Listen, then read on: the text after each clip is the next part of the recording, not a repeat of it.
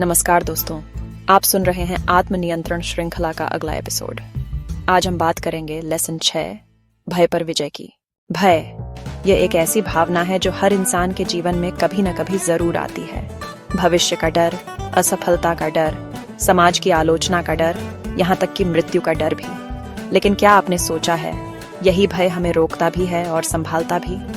सवाल यह है, हम इससे भागें या यह जीतें?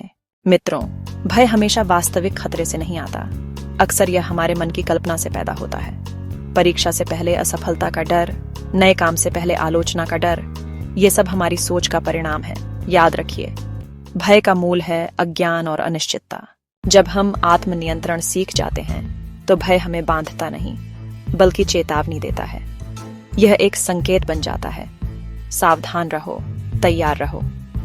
लेकिन हमारा मन शांत और स्थिर बना रहता है। भय के प्रकार: शारीरिक भय, चोट, बीमारी या मृत्यु का डर; सामाजिक भय, आलोचना या अपमान का डर; आर्थिक भय, धन और भविष्य की असुरक्षा; आध्यात्मिक भय, मृत्यु के बाद अज्ञात परिणाम। इन सब का इलाज है ज्ञान और आत्मविश्वास। पहला कदम है भय को स्वीकार करना। भागना समाधान नहीं है।